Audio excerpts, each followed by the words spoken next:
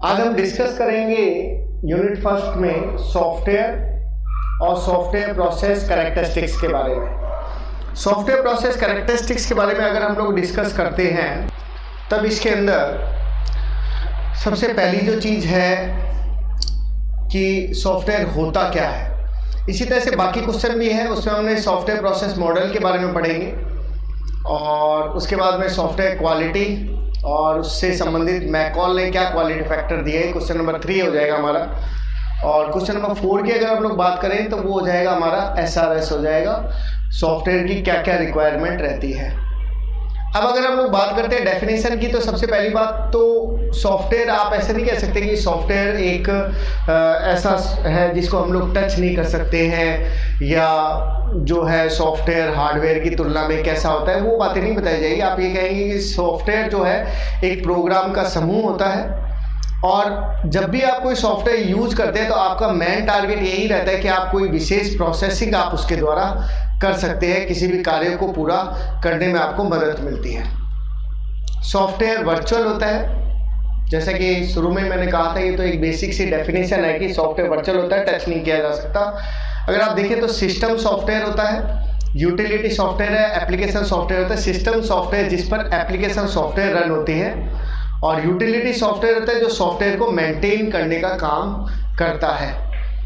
और system software जैसे कि ऑपरेटिंग सिस्टम आपका हो गया, इसके बारे में भी अगर आपको समझना हो तो इसका भी एक अलग सा वीडियो बना रखा है, सिस्टम सॉफ्टवेयर, यूटिलिटी सॉफ्टवेयर और एप्लीकेशन सॉफ्टवेयर को लेके।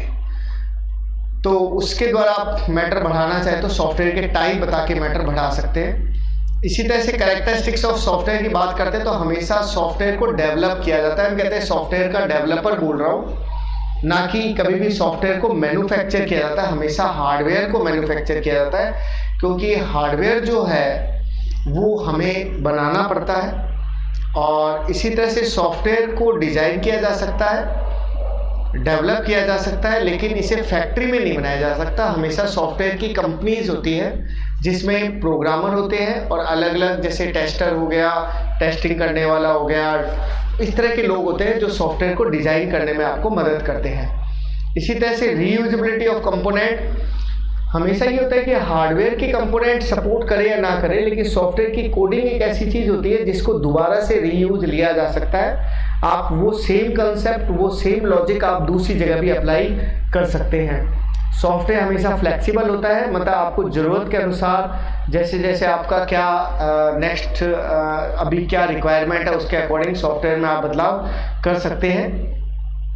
सॉफ्टवेयर एरर जो है वो आप आसानी से सॉल्व कर सकते हैं।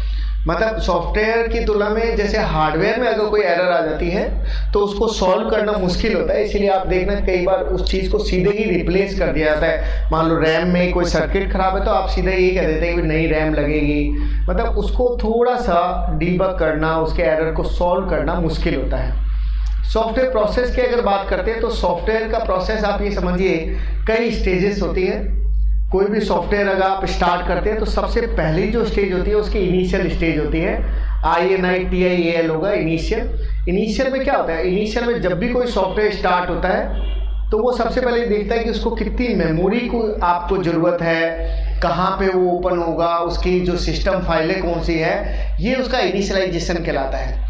रिपीटेबल भी होता है, सॉफ्टवेयर की कोडिंग को आप रीयूज कर सकते हैं। और इसी तरह से डिफाइन सॉफ्टवेयर में डॉक्यूमेंटेशन जरूर शामिल किया जाता है। जब भी आप कोई सॉफ्टवेयर बनाएंगे तो उसमें एक स्टेज होगी डॉक्यूमेंटेशन की। डॉक्यूमेंटेशन मतलब आप उसमें बताएंगे कि सॉफ्टवेयर कैसे काम कर रहा है, उसमें क्या आपने बदलाव किया है, आगे उसको कैसे रन किया जाएगा। टेस्टिंग डॉक्यूमेंटेशन भी हो सकता है। और मैनेज अगर करने की बात करते हैं तो सॉफ्टवेयर को मैनेज भी करना पड़ता है, अपडेट भी करना पड़ता है, और ऑप्टिमाइज भी होता है। सॉफ्टवेयर को लगातार इम्प्रूव करना पड़ता है, क्योंकि जो पहले वाले जो सॉफ्टवेयर है उसमें धीरे धीरे अब आपको लेटेस्ट अपडेट करने पड़ते हैं। जैसे पहले जो विंडो आती थी 32 बिट की आती थी, 64 बिट के आने लगे। हार्डवेयर में भी चेंजेस आते हैं, प्रोसेसर में भी चेंज आते हैं। उसके अकॉर्डिंग जो नई टेक्नोलॉजी आती है उसके अकॉर्डिंग हमें क्या करना पड़ता है, हमारे सॉफ्टवेयर को भी यूज करना पड़ता है, उसको अपडेट करना पड़ता है।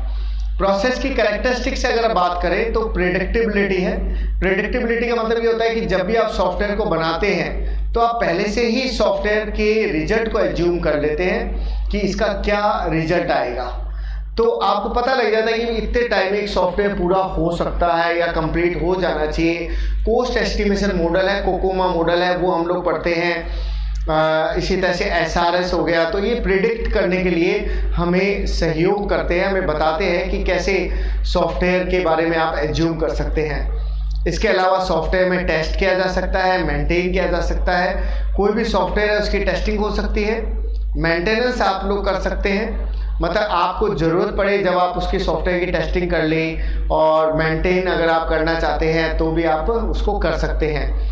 अर्ली डिफेक्ट रिमूवल, अगर आप ढंग का सॉफ्टवेयर प्रोसेस मॉडल यूज़ कर रहे हैं तो आप रिक्वायरमेंट के अकॉर्डिंग सॉफ्टवेयर की एरर को आसानी से रिमूव कर सकते हैं, क्योंकि रिस्क मैनेजमेंट भी होता है जिसमें आप शुरू से ही पता लगा लेते हैं कि भाई सॉफ्टवेयर में क्या क्या बदलाव आ रहे हैं।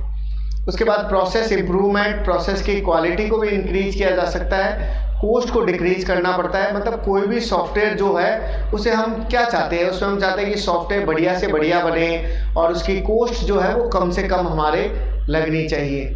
उसके बाद में अगर हम लोग बात करते हैं तो प्रोसेस के एट्रीब्यूट भी होते हैं। प्रोसेस के एट्रीब्यूट में हम पता है कि जो भी हमारा प्रोसेस है उसका कोई ना कोई निश्चित टारगेट होता है, कोई ना कोई एक निश्चित सीक्वेंस होता है। तो उसका क्या होता है कि कोई ना कोई एंट्री कंडीशन होती है और कोई ना कोई एग्जिट कंडीशन। मतलब सॉफ्टवेयर कहीं ना कहीं से स्टार्ट करेगा किसी ना किसी प्रोसेस से, और किसी ना किसी प्रोसेस के बाद वो क्या होगा, एंड होगा। तो ये प्रोसेस के क्या हो गए, एट्रीब्यूट हो गए। नेक्स्ट जो चीज़ है वो है सॉफ्टवेयर प्रोसेस मॉडल। ये हमारा आंसर नंबर क्या शुरू हो गया, सेकंड शुरू हो गया। अगर किसी के नोट्स नहीं लिखे हुए तो वो इसको देखकर भी नोट्स इजीली स्क्रीन शॉट लेके उसको उतार सकता है, और समझना चाहे तो इनके द्वारा समझ भी सकता है नोट्स को साथ में लेके, अगर समझना चाहे तो सॉफ्टवेयर प्रोसेस मॉडल की अगर आप लोग बात करते हैं तो सबसे पहली चीज होती है डेफिनेशन। जैसा कि मैंने शुरू में भी आपको बताया था कि सॉफ्टवेयर प्रोसेस मॉडल जो है वो सॉफ्टवेयर को डेवलप करने के विभिन्न स्टेप्स है, और उसको डेवलप करने के लिए हम अलग अलग प्रकार के प्रोसेस मॉडल का भी क्या लेते हैं, उपयोग लेते हैं। तो अगर हम लोग बात करते हैं सॉफ्टवेयर प्रोसेस मॉडल की, तो उससे सबसे पहला जो होता है वो होता है लीनियर सीक्वेंशियल मॉडल, जिसको हम लोग बोलते हैं वाटरफॉल मॉडल भी कहते हैं। इसका मतलब क्या होता है, एक सिस्टमैटिक होता है, एक सीक्वेंशियल होता है, एक के बाद एक मॉडल को इसको आप यूज करते हैं। इसको मैं अभी बोर्ड पे भी आपको एक्सप्लेन कर दूंगा कि कैसे एक मेथड के बाद में, एक मॉड्यूल के बाद में नेक्स्ट मॉड्यूल रन होता है, और उसके बाद में आप इसमें अलग अलग प्रकार की जो एक्टिविटी है उसको आप लोग शामिल करते हैं। इससे मॉडल जो है वो दो प्रकार के होते हैं, एक तो प्योर वाटरफॉल मॉडल होता है और एक मॉडिफाई वाटरफॉल मॉडल होता है। प्योर वाटरफॉल मॉडल की अगर आप बात करते हैं तो ये आपका जो हो गया पुराने वाली टेक्निक हो गई, जिसमें क्या होता था कि अगर आप एक स्टेप से नेक्स्ट स्टेप में जा रहे हैं तो ये एक ही दिशा में काम करता है। ये एक तरह से ओरिजिनल मॉडल है या ट्रेडिशनल मॉडल है, इसको आप कनेक्शन मॉडल भी कहते हैं। इसमें आप प्रीवियस स्टेप को एनालिसिस नहीं कर सकते। मतलब आपको लगता है कि यार पिछले जो स्टेप्स है उसको एक बार चेक किया जाए, तो ऐसा इसमें संभव नहीं होता है, और इसीलिए आपको मिनिमम प्लानिंग इसमें आपको करके रखनी पड़ती है। जो आपके एफर्ट है उसको ये कम कर देता है, क्योंकि बार बार पिछले स्टेज में जाने से आपकी जो एफर्ट है वो बढ़ जाता है, क्योंकि बार बार उसमें कोई ना कोई कमी मिल जाती है, कोई ना कोई बदलाव आपको करना पड़ता है। तो ये उसके तुलना में कंपैरिजन भी हो सकता है। और इसी तरह से प्रत्येक स्टेज में डॉक्यूमेंटेशन का उपयोग लिया जाता है, क्योंकि आप जो है उसको अगर समझना चाहे तो उस चीज़ को समझाने के लिए भी आप किसका यूज़ करेंगे, डॉक्यूमेंटेशन का यूज़ करेंगे। डिसएडवांटेज कम लचीला होता है, जैसे मैंने आपको शुरू में ही बताया था कि जो लीनियर सीक्वेंशियल मॉडल जो होता है वो एक ही दिशा में काम करता है और कम लचीला होता है। मतलब पिछली स्टेज अगर आप देखना चाहते हैं तो नहीं देख सकते। उसी से ही मिलता जुलता ये दूसरा स्टेप है, इसमें कहा गया है कि बैक स्टेज में कार्य नहीं कर सकता। अब इसको आप अगर डायग्राम से समझना चाहे तो एनालिसिस होता है, फिर कॉस्ट का एस्टिमेशन हम लोग करते हैं, फिर डिज़ाइन होता है, फिर कोडिंग है, फिर टेस्टिंग होती है, और लास्ट में हम लोग उस सॉफ्टवेयर को क्या करते हैं, इम्प्लीमेंट करते हैं। जबकि प्योर वाटरफॉल मॉडल की अगर आप बात करते हैं तो ये सेम ही डायग्राम आप प्योर वाटरफॉल मॉडल में बना सकते हैं, बस फ़र्क ये हो जाता है कि पिछली स्टेप्स को, ये जितने भी आपको स्टेप्स हैं सभी स्टेप्स को आप पिछले वाले स्टेप से क्या कर सकते हैं, जोड़ सकते हैं, तो वो आपका मॉडिफाई वाटरफॉल मॉडल हो जाएगा। तो मॉडिफाई वाटरफॉल मॉडल के बारे में आपने क्या पढ़ा कि प्योर वाटरफॉल मॉडल की तरह ही कार्य करता है, लेकिन इसे विभिन्न भागों में आप क्या कर सकते हैं, डिवाइड कर सकते हैं। जैसा कि प्योर को आपने चेंज किया था, क्योंकि यह ओवरलैपिंग और इटरेशन का उपयोग लेता है। ओवरलैपिंग मतलब पिछले स्टेप्स को दोहराएगा, तो एक तरह से वो स्टेप्स आपके क्या हो गए, ओवरलैप हो गए। इटरेशन का यूज आपने उसमें कर लिया। फ्लेक्सिबल हो गया, उसकी तुलना में वेरिफिकेशन और वैलिडेशन का आप उपयोग ले सकते हैं, क्योंकि पिछले स्टेप्स को आप दोबारा से दोहराएंगे तो वेरीफाई भी होगा और वैलिडेशन भी होगा उसका। और वेरीफाई और वैलिडेशन को जो ढंग से समझने की बात है वो आगे पूरा एक बड़ा टॉपिक आएगा कि वेरीफाई का मीनिंग होता है कि हम ये वेरीफाई करते हैं कि क्या ये सॉफ्टवेयर सही है, और वैलिडेशन का मतलब होता है कि सॉफ्टवेयर सही तो है लेकिन क्या वो आउटपुट सही दे रहा है क्या। और इजीली आप लोग इसको यूज कर सकते हैं। प्रत्येक फेज और जो स्टेज है, जैसे उसमें तो डॉक्यूमेंटेशन की जरूरत पड़ेगी क्योंकि आप दोबारा से उस स्टेज को नहीं देखेंगे, लेकिन इसमें आपको प्रत्येक स्टेज पर टेस्टिंग की जरूरत पड़ेगी, क्योंकि जब जब आप उसमें बदलाव करेंगे तो टेस्टिंग की तो रिक्वायरमेंट रहनी है ही। उसके बाद में नेक्स्ट जो चीज़ है वो है डिसएडवांटेज है। प्रोजेक्ट के प्लान को आप पता नहीं कर सकते, क्योंकि नॉर्मल सी बात है कि अगर आप पिछले स्टेज में बार बार अगर जाएंगे तो आपको कैसे पता लगेगा कि प्रोजेक्ट का प्लान क्या है। यूजर सॉफ्टवेयर डेवलपमेंट को नहीं समझ पाता है, क्योंकि यूजर अगर उस चीज़ को समझता है तो उसको लगता है कि यार अभी तो एनालिसिस से डिज़ाइन स्टेज में आया था, ये वापस से मुझसे एनालिसिस करने लग गया है, तो उसको सॉफ्टवेयर समझ में नहीं आता कि आखिर कैसे है। और जब तुम बार बार उससे पूछोगे तो मान के चलो कि आवश्यकताएं उसकी बढ़ेगी। जितनी बार आप पूछोगे वो बार बार कहेगा कि अब मुझे ये बदलाव भी चाहिए, ये भी हो जाए तो बढ़िया है। और इसी तरह से एक निश्चित समय में आप काम पूरा कर पाए ये कोई ज़रूरी नहीं है। मिस कम्युनिकेशन भी हो जाता है, कई बार मिसअंडरस्टैंडिंग हो जाती है।